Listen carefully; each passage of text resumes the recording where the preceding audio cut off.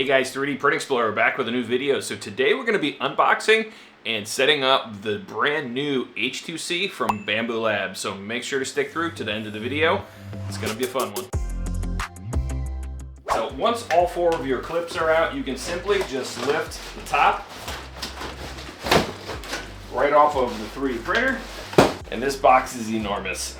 I'm just kneeling down here so you can see how huge this thing actually is. It's crazy. Right on the top you have this foam piece here. There is some cardboard that's kind of holding it in place. Pull these off just like that. That comes off. So here's the accessory box. This was on the top of that, just a quick start guide. We're going to spin this around to the side so you can see. We have this yellow tape here. We simply just pull this off both sides. Pull that off, and then this outer cardboard shell comes off. So this just comes off. Toss this, or you can use this for a raft if you want. At this point, the whole entire printer can actually just come out of the base here, so it's really heavy. It's about 100 pounds, so we're just gonna try to pull this out, set it on the ground here. This is what was underneath the printer. If this wasn't like this, this thing would have been destroyed. With some backing tape, we just go like that. There's 6 pieces in total. Now this is actually the glass lid of the printer, so we're gonna be very careful when we pull this off. Pull that underneath. Now we have this foam piece right here with some cardboard. You just simply slide it backwards. That pops right out. And at this point now, to get all the rest of the stuff off, we're gonna put this on a table just so it's a little bit easier to work on. So we have the H2C on our desk over here to the right side. We're gonna be setting it up over here for now until I can get it into my printer rack behind me. But look at the size of this thing compared to the X1C. I bet the X1C can probably fit on the build plate inside of the H2C. So it's a gigantic printer, and not just the size, this thing is super sophisticated. So it has something called a Vortek tool changer system in it, and we're gonna be going over that after we get the rest of the internals of this unpacked. So let's get into that now. Now that we have this on our table, we can peel some of the other tape off of the printer. So the plastic that's on the door here has this adhesive on it, and I remember when I unboxed my 2 X1Cs, this adhesive got like stuck to the edge here, and it was kind of hard to clean up. So what we can do is we can just pull down where the adhesive is here, and we'll tear that. And then after we do that, we can pull the plastic right off the door. Just remove that tape again, and then this should come through and keep us from having any adhesive on the front of this thing. So look at this door, it's massive. So once we have the door open, you can see the AMS2 Pro sitting inside. We have some foam in here that we can remove, so we're gonna remove this right piece here, and then we're gonna need one of our Allen keys to be able to remove the AMS from the inside of the printer. What you wanna be looking for is this box. It says toolbox, and once we open this up, this is very similar to the other Bambu printers. We have some hex keys in here. So we're gonna need the larger of the 2 hex keys to be able to remove the AMS2 Pro from the inside of the printer. All we wanna do basically is hit all of these orange screws here. So there's 2 upper, 2 lower. Now there's 2 more screws in the top. There's one right on the inside right here, and then there's one on the inside on the right side to be able to remove the top clamp that's holding this AMS2 Pro in place. Now I said these were orange, they're actually red. So we're gonna remove this one here, and you'll see the other one up on the top left here. Okay, and then after we remove that, this left side bracket comes out. And then we can also remove the right side bracket. At this point, now that we have the upper left and right bracket holding the AMS2 down inside of the printer removed, and the 2 screws on the bottom, we can actually just lift till it's out from the bottom clips there, and then we can remove that, and we'll set this to the side. Now you notice after that AMS2 is removed, there's some more foam in here. We can remove that, set that to the side. To remove the bottom bracket, there are 2 more screws on each side. There's one here, there's one on the back, then on the left side, there's one here, and one on the back here. Now we'll finish up on the right side, and then we can just lift this out of place, tilt it to the side a little bit here. Now looking around in the printer, there are some more screws marked with little red arrows. There's one on the left and one on the right side of the Z-axis screws that control the heat bed up and down Z motion. And then there's 2 on the back here. So we're gonna remove all 4 of those. And then this plastic bracket comes out with the 2 screws. So now the heat bed is actually free to move up and down. All right, so now we have a really good look at the tool changer setup here. So what we need to do is remove the foam pieces in here. you'll see each of them has a little please remove this foam sticker on it. So we're going to remove all of the foam from the tool changer. There's a couple actually hidden up inside. We want to make sure we get all of those. We'll get that one there. And then we have 2 zip ties on the tool changer we're going to cut. Just use our filament cutters and remove that. There's one on the back here. And then at this point, our tool changer should move up and down pretty freely. So that's how we know we got all of the foam pieces out. Now we have a couple more things to remove in here. We have this little green tab tape. We're gonna pull that out. There's also this one that says please remove before use. We have a foam piece around this rear Z screw, and you just turn it to the right. And that comes out. On the left side, we have another foam block right here. On the front left Z-axis screw, we have this piece of tape here, so remove it from the top and then pull down. This is our cooling fan shroud here. Get this piece of tape also. So there's a piece of foam underneath this fan shroud. That one can come out. The ones that are under the heat bed, we're gonna have to wait till we power the printer up and raise this to get those out. Now onto the top of the printer, you're gonna notice a bluish green zip tie here. We're gonna remove that. There are 2 more very thick zip ties holding the tool head in place. We're gonna cut both of those. Okay, once that's out, we can pull this cardboard. Now it just unclips from the right side, and then we're gonna pull this foam piece out. So after all that's removed, we can move this forward, and then we can remove this last piece of foam from the back here. Now we're gonna take our glass that we unpackaged from one of the first steps here. We're gonna remove it from the cardboard that it came in. We just wanna make sure that handle is towards the front. It actually is shaped with 2 rounded corners in the back, so it only actually fits in one direction. Okay, now we're gonna place our AMS2 Pro on the top, since we have our glass in place now. And we're gonna peel off all of the protective plastic off of this. We can remove our little accessory pack. There is some tape inside of here. We're gonna remove that. There is a foam piece on the front. We're gonna remove that also. And then we wanna remove this little black piece of tape here that has the 2 desiccant bags taped onto it. We don't need these. Now in that accessory bag that came on the inside here, we have our power cord, data cord, and this is also used for daisy chaining multiple AMS units together. We have a short and a long PTFE tube. Let's take a quick look at this AMS2 Pro, and you'll notice right away there's something very different. All the PTFE tubes are actually visible from the inside. That's gonna make doing any replacements for PTFE tube damage so much faster than on the original AMS. So having all of this right here, I think is gonna be a game changer for repairs. So it doesn't matter which one of these we put this in, but we wanna plug our connector in, make sure it snaps in place. And then we're gonna take the longer of the 2 PTFE tubes that came in that accessory kit on the inside. We're gonna insert that down through here. And once it's down in place, you'll feel it actually bottom out. So on the left and right side of the printer where the handles are, there is some more tape that you need to remove. Now we have the printer turned around, and we wanna remove this tape right here. And if it leaves any adhesive behind, we can just take some rubbing alcohol and a rag and clean that up. This is very important. You want to make sure that you remove these, because this is our vent on the back of the printer. Also, we want to remove this. Do not throw this red plug away. This is the safety key. Without this, the printer will not operate. So we're going to set that to the side for now. In that toolkit, they did give you a single spool holder, and this mounts to this little plate right here. This slides over the top, and then what you would do is you would take that other PTFE tube that the printer came with, we'd attach it into here. So at this point, we need to connect our PTFE tube for our AMS2, and we're going to put that into the right extruder connection here on the top. And we just simply slide this in until it bottoms out. And then we have our external spool holder. We're gonna run that to the left extruder for now. Now this configuration is most likely going to change because I have an additional AMS2 Pro. Now remember that red connector I said do not throw away? The printer will not power up without this. Only fits in here in one way. There's a little tab on the bottom, like a little notch. You'll notice there's a little notch, and we're gonna push that in. This does stick out from the back of the printer a bit. And then after we have that plug in there, we're just gonna install our power cable.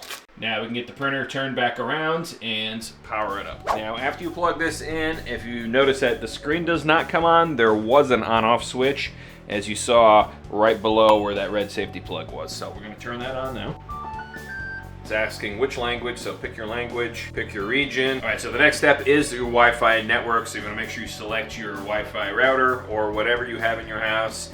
go through, enter the password. You'll see Wi-Fi is connecting. Now at this point, you'll see a QR code that comes up on the screen, and if you already own a Bambu printer and you have the Bambu Handy app on your phone, now is where you want to go up to the top here, hit plus, and scan QR code. So we'll scan this QR code. So we'll see that we bound our brand new H2C with our Bambu Handy app. Now we just have to hit read and accept the terms, confirm to bind. We'll see my logo pop up on here. We'll hit next. Terms and conditions, just like every other. We're gonna skip the user experience.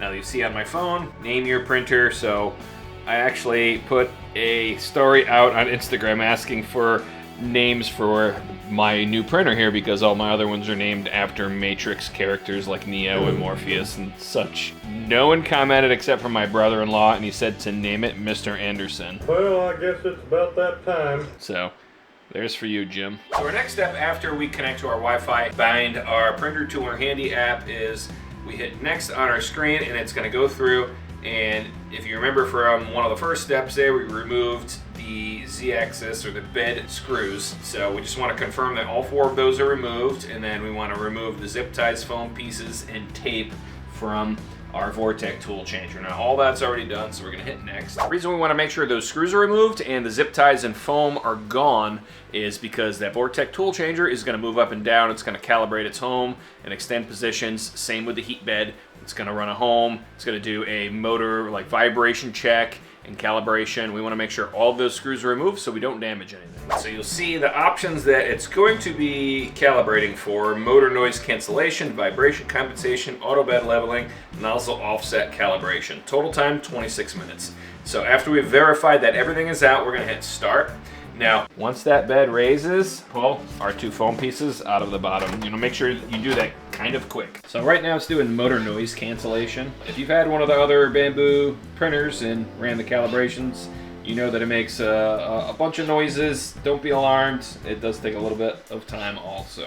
All right, calibration is complete, so we're gonna hit get started. Now it says the induction hot end rack has not been set up. Please follow the instructions to complete the setup before using its functions. So it looks like we have 3 messages here on the assistant. The induction hot end rack has not been set up. We have new AMS detected. Please set it up. Check which extruder the AMS is connected to. And some modules are incompatible with the printer's firmware version, which may affect use. Please go to the firmware page and update after connected to the internet. We're gonna go to the induction rack and we're gonna calibrate that now. So hit calibration. Our message here: calibrates the induction hot end rack to prevent misalignment from bumps or deformation, ensuring stable printing. So we're gonna hit start. Now it's gonna say install the tool head hot end. Check the induction hot end latch. It should not move left. So basically what it's telling you is to make sure that you have a hot end in here, and then this lever right here, this lever should not push left. So all we do now is we hit next. Now ensure the induction hot end rack is empty. So we haven't put any hot ends on our rack yet, so we're gonna hit start once more. So it's gonna home the tool head, it's gonna home the blade holder, it's gonna cool the heat bed, it's gonna calibrate the camera offset, it's gonna calibrate the blade holder position, and then it's gonna calibrate the hot end pick and place test. While this is doing its thing, I just want to mention, it is super bright inside of this printer. It's really easy to see everything.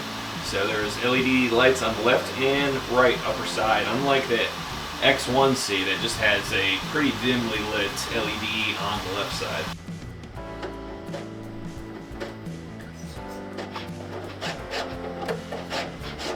So right now it's actually passing the hot end to each of the hot end holders.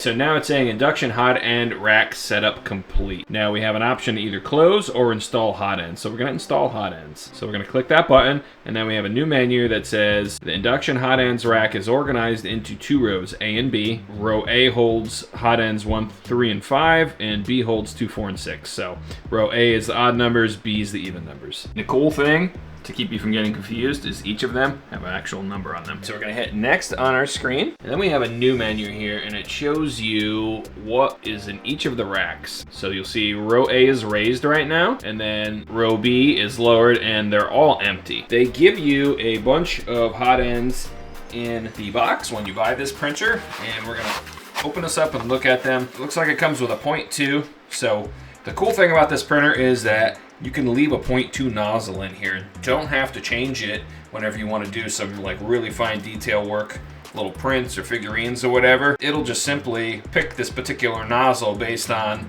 your Bambu profile when you go to print. Looks like we have 3 0.4s and a 0.6 and a 0.2 in the kit that they gave us. So we're gonna install all of the 0.4s for now. So we hit next once again with the A rack raised, and it's showing you in this little animation on the screen how to install the hot end onto the rack. If you look at the hot end itself, you'll notice that one side of it is flat, the other side has 2 holes on it. We're gonna install them in position 5, and the side that has 2 holes is just going to click onto that rack. Now these are magnetic. You'll notice that a little LED light came on once that was installed. So we're just gonna repeat that for 1 and 3.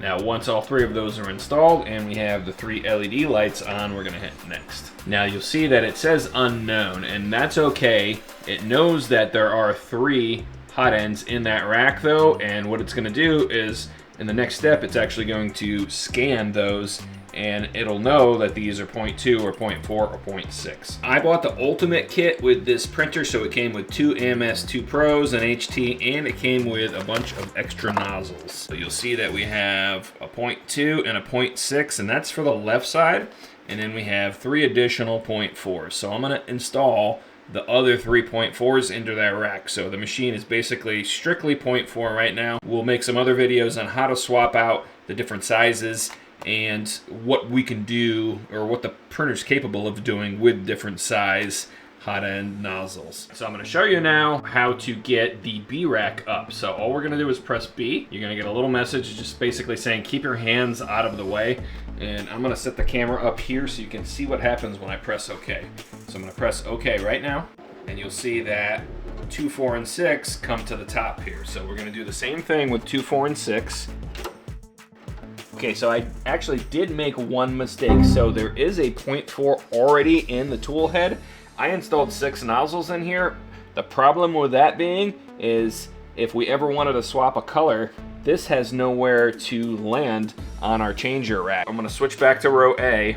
I'm gonna take out position 1, and I'm just gonna store that back with my spare nozzles here. We have one that's missing, so it can actually take this one and put it back into the rack to swap the colors. Now that we freed up a spot for the induction hot end that's already in the tool head, we're gonna go ahead and hit next, and then you'll see read all. We want to click that. Please keep your hand away. We're gonna hit OK. So what it's doing right now is it's going through and it's removing and checking each hot end to know what size it is, and then it's going to update it on the screen. Okay, so all of our hot ends are in the rack. Everything's calibrated with that. So we're going to go over to our message screen again, our assistant screen. And so you're going to see 2 things left. New AMS detected, please set it up. Check which extruder the AMS is connected to. Go to setup, and it's going to say adjust the PTFE tube length as needed. A longer tube will increase filament change time. Yeah, that's obvious.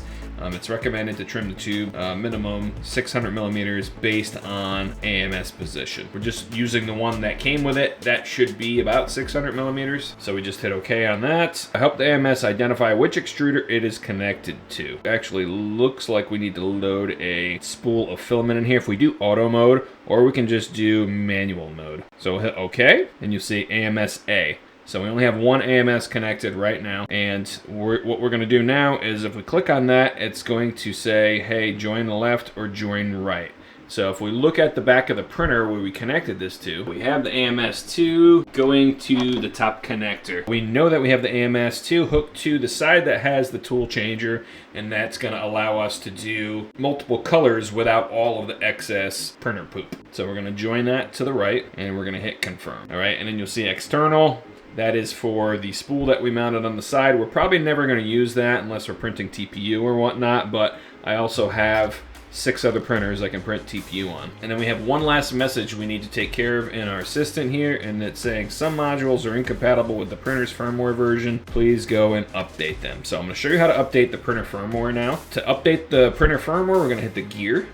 And then we're going to click on this little button right here. It says firmware. You see a little red dot next to that, and that's normally what indicates that there is an update. So we're going to click on that. So we're going to hit update, and it's a You sure you want to update? 20 to 30 minutes. Don't turn the printer power off. Don't put your hand into the chamber, and that's most likely because things are going to be moving around here during the update. We're going to hit update, and then we'll come back once this is done. And this is why it doesn't want you to put your hand in there, because it's already moving things around. All right, so now that the firmware is updated, you'll have this message on the screen.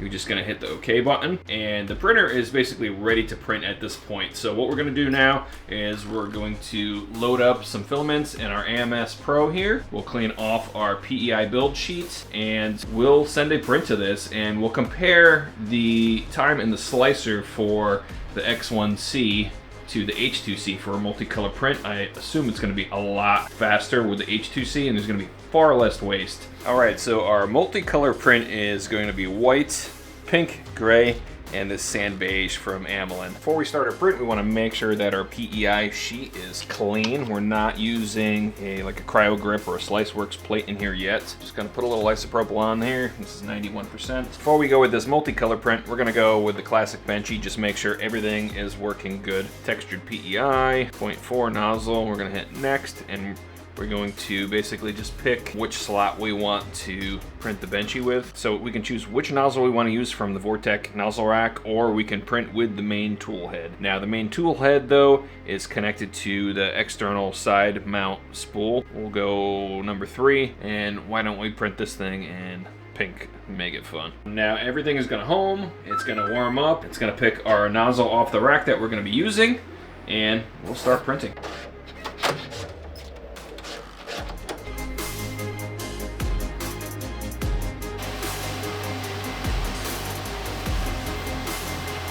So we're printing our first Benchy on here with some matte PLA from Amelin.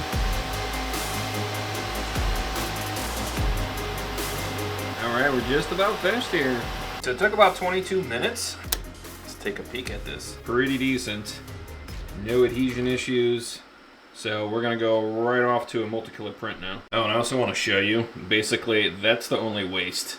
It is a single color print, obviously, so there shouldn't really be a lot. That is just from the purge of the nozzle. All right, guys, so now we're in Bambu Studio. We have H2C selected from our left printers menu here. So this is a little articulating possum from Zhao 3D. He's a real popular designer out there in the 3D space.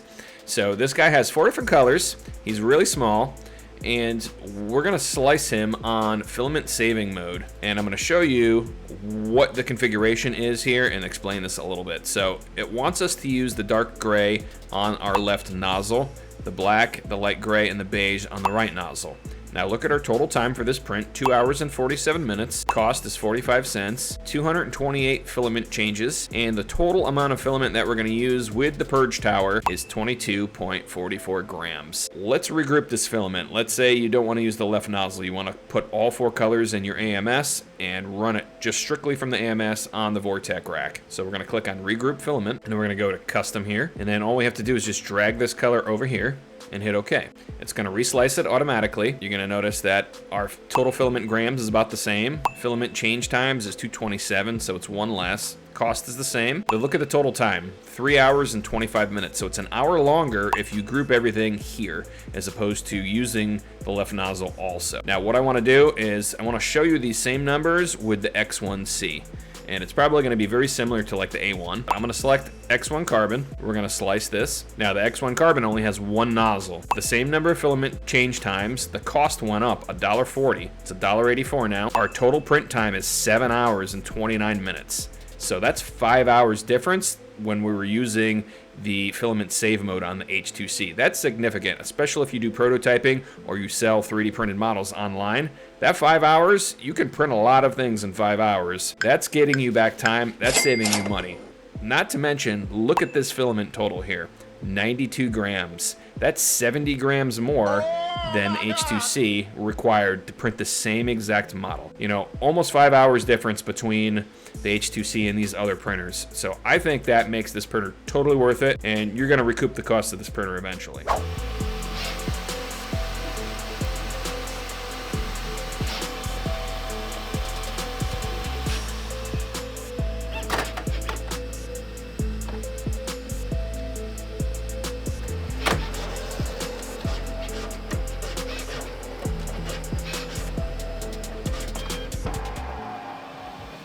little possum is done. It took about 3 hours because I had everything printing off the right nozzle. This is the waste. That's all there is. That's crazy. That is a lot less than X1C or A1 or any of the other Bambu printers with single nozzles would produce. Now let's get this off the build plate.